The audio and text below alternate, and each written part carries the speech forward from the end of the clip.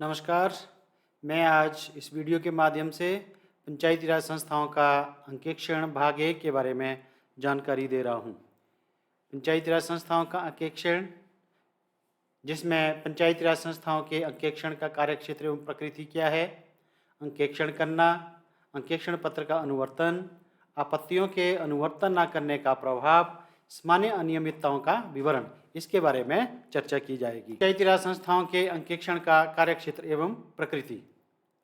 अंकेक्षण किसी भी संस्था के वित्तीय प्रबंधन को जानने का एक विश्वसनीय तथा प्रभावी माध्यम है, जिससे पता चलता है कि संबंधित संस्था में कार्य तथा धनराशि का उपयोग कैसे हो रहा है। उदाहरण के तौर पर मान लो वित्त वर्ष में ग्राम पंचायत को प्राथमिक पाठशाला भवन के निर्माण के लिए 5 लाख रुपए प्राप्त हुआ है और संपत्ति कर 1,000 रुपये प्राप्त हुआ है और विवाह फीस 1,000 रुपये प्राप्त हुआ है, तो ग्राम पंचायत ने वित्त वर्ष में पाठशाला भवन के निर्माण पर कितना पैसा खर्च किया है और कितना पैसा शेष रहता है।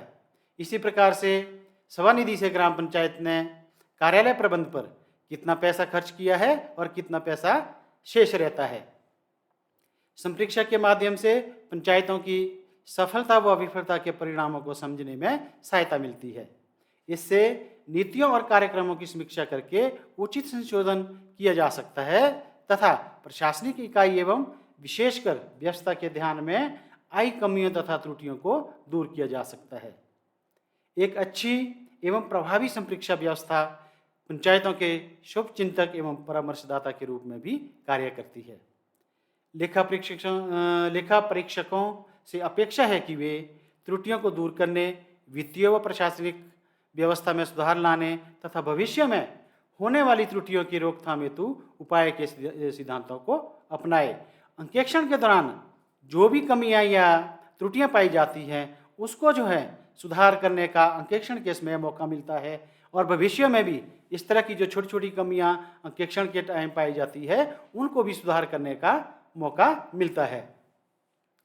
संप्रेक्षण के माध्यम से प्रत्येक व्यक्ति जान सकता है कि कितनी धनराशि व्यय हुई है, कैसे व्यय हुई है, वह किस प्रयोजन हेतु व्यय हुई है तथा इस राशि को व्यय करने से क्या उपलब्धियां हुई हैं और क्या उपलब्धियां हो सकती थी।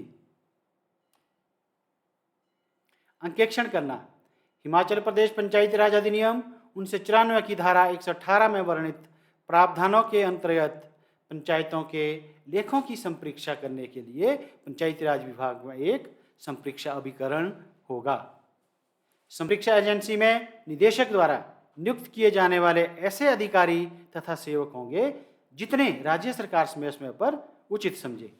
इसके अतिरिक्त पंचायत के लेखे महालेखाकार हिमाचल प्रदेश और निदेशक स्थानीय निधि संप्रेक्षण द्वारा संप्रेक्षित किए जाएंगे, जिनकी पंचायत की सुसंगत सूचना और अभिलेख तक पहुंच होगी।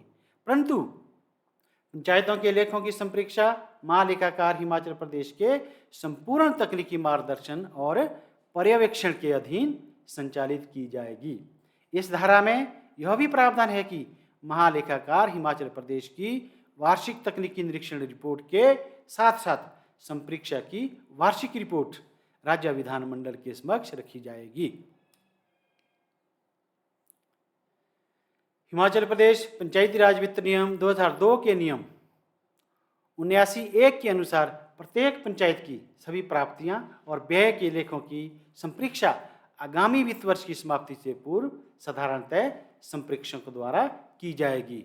उदाहरण के लिए मान लो वर्ष 2023-24 जो वित्त वर्ष है वह मार्च 2024 में समाप्त हो गई है, तो मार्च 2024 से पहले पहले वित्त वर्ष 2022-23 का जो अंकेक्षण किया जाना जरूरी होता है। हिमाचल प्रदेश पंचायती राज वित्त नियम 2002 के नियम 79(2) के अनुसार संबंध पंचायत का सचिव संप्रेक्षण के संचालन के लिए अंकेक्षकों को सुसंगत अभिलेख प्रस्तुत करने के लिए जिम्मेदार होगा और सभी अभिलेखों, विवरणियों और लेखों के रजिस्टर को अंकेक्षण के प्रयोजन के लिए तैयार रखेगा। कौन कौन से रजिस्टर अंकेक्षण के लिए पंचायत सचिव को तैयार करने होते हैं उसके बारे में चर्चा करते हैं। नंबर 1, प्रारूप 14 में रोकड़ बही। रोकड़ बही में ग्राम पंचायत के समस्त आय और व्यय का लेखा जोखा रखा जाएगा। उसके बाद कौन सा रजिस्टर पंचायत सचिव ने तैयार करना है? खाता बही प्रारूप 15 पर खाता बही में ग्राम पंचायत के समस्त आय और व्यय का खातावार लेखा जोखा रखा जाएगा। प्रारूप 1 में ग्राम पंचायत का स्टॉक रजिस्टर, ये ग्राम पंचायत का स्थायी स्टॉक रजिस्टर होता है। इस रजिस्टर में जैसे कुर्सी है, मेज है, computer, laptop, printer, pen drive इत्यादि स्थायी सामान दर्ज किया जाएगा। प्रारूप 2 में रसीद बही का स्टॉक रजिस्टर, इस रजिस्टर में प्रारूप 3 व प्रारूप 30 की रसीद बुकों का हिसाब किताब रखा जाता है। प्रारूप 6 में स्टॉक सामग्री रजिस्टर, इस रजिस्टर में विकास कार्य के निर्माण हेतु क्रय की गई सामग्री जैसे रेत, बजरी, पत्थर, सीमेंट, सरिया इत्यादि का लेखा जोखा रखा जाता है। प्रारूप 7 में विकास कार्य के निष्पादन का रजिस्टर, इस रजिस्टर में समस्त विकास कार्यों का लेखा जोखा रखा जाएगा। मस्टोल इशू रजिस्टर, इस रजिस्टर में प्राप्त तथा जारी किए गए समस्त मस्टोल का हिसाब किताब रखा जाएगा। प्रारूप 8 में सहायता अनुदान रजिस्टर, इस रजिस्टर में विकास कार्यों के लिए प्राप्त अनुदान का लेखा जोखा रखा जाएगा। और प्रारूप 16 में संपत्ति कर रजिस्टर संधारित किया जाएगा। प्रारूप 17 में कार्यवाही रजिस्टर संधारित किया जाएगा।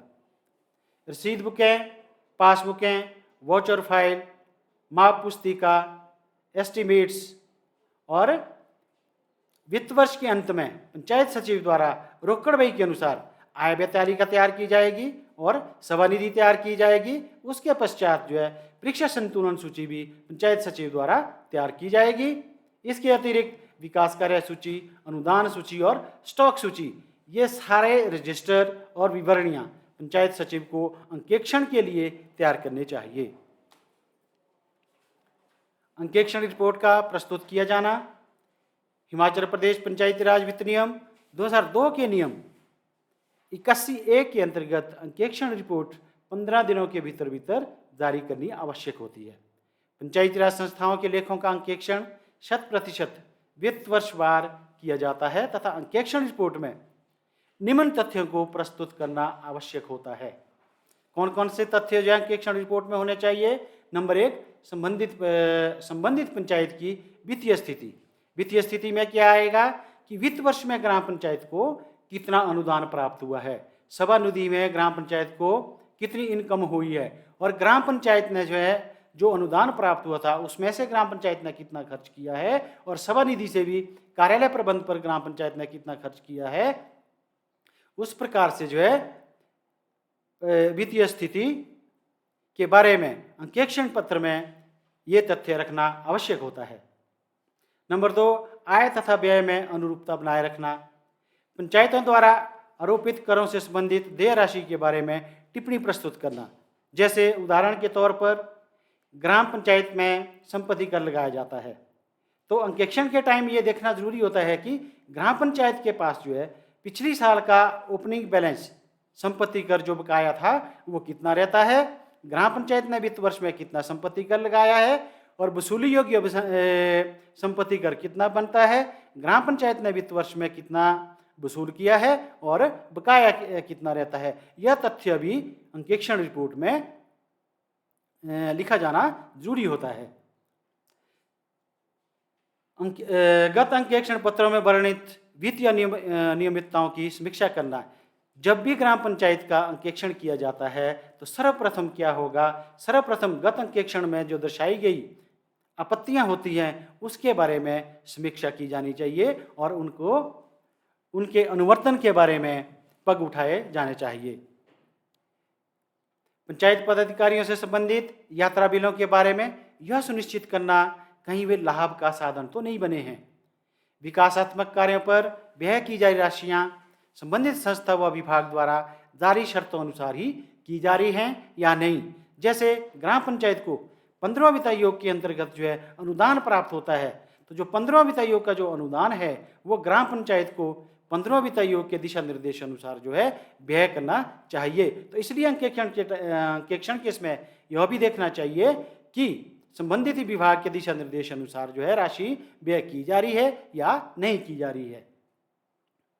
पंचायत निधि से राशि व्यय करने से पूर्व सक्षम प्राधिकारी की अनुमति प्राप्त की गई है या नहीं। उदाहरण के लिए, जैसे ग्राम पंचायत 1 लाख रुपए का फर्नीचर क्रय करती है, जबकि ग्राम पंचायत वित्त नियम के मुताबिक 50,000 तक का फर्नीचर क्रय करने के लिए सक्षम है। तो अंकेक्षण को यह देखना जरूरी है कि ग्राम पंचायत ने इसकी प्रशासकीय स्वीकृति संबंधित प्राधिकारी से ली है कि नहीं ली है। पंचायत की आय को बढ़ाने बारे तथा अनावश्यक व्यय को रोकने बारे सुझाव प्रदान करना। अंकेक्षण पत्र का अनुवर्तन। हिमाचल प्रदेश पंचायती राज वित्त नियम 2002 के नियम 83 के अंतर्गत ग्राम पंचायत के प्रधान व सचिव तथा जिला परिषद व पंचायत समिति के अध्यक्ष और सचिव अंकेक्षण रिपोर्ट प्राप्त होने पर तुरंत बाद अंकेक्षण पत्र में वर्णित आपत्तियों का विवरण तैयार करेंगे तथा जिसे प्रश्नोत्तर रूप में संबंधित पंचायत व ग्राम सभा के अनुमोदन उपरांत खंड विकास अधिकारी और जिला पंचायत अधिकारी को प्रस्तुत करेंगे। खंड विकास अधिकारी पंचायत सचिवों की मासिक बैठक में संप्रेक्षा पैरों के व्ययन की प्रगति को मॉनिटर करेगा और अपनी टिप्पणियों सहित उसकी रिपोर्ट संबंधित जिला पंचायत अधिकारी को भेजेगा। यदि कोई ग्राम पंचायत संप्रेक्षा रिपोर्ट को जारी करने की तारीख से 6 मास के भीतर बार बार दिए गए रिमाइंडर्स के बावजूद भी पैरों का सेटलमेंट करने में असफल रहती है तो संबंध खंड विकास अधिकारी उस ग्राम पंचायत के अनुदानों को रोक सकता है।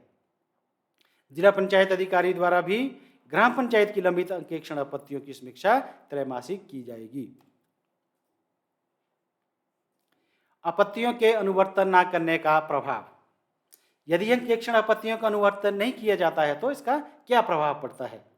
संबंधित पंचायत की विकासात्मक कार्य हेतु प्रदान की जाने वाली राशियों पर रोक लगाई जा सकती है।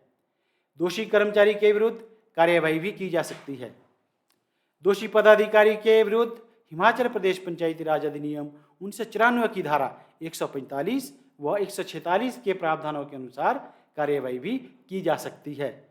धारा 145 और 146 क्या है? इसमें यदि संप्रेक्षा रिपोर्ट या अंकेक्षण पत्र की रिपोर्ट में यह पाया गया है कि किसी पंचायत पदाधिकारी ने सभा निधि से राशि का दुरुपयोग या गबन किया है तो उस पदाधिकारी को धारा 145 के तहत जो है निलंबित किया जा सकता है। और यदि जो गबन जो है प्रूफ हो जाता है तो धारा 146 के तहत जो है उस पदाधिकारी को पद से हटाया भी जा सकता है। आज के वीडियो में इतना ही।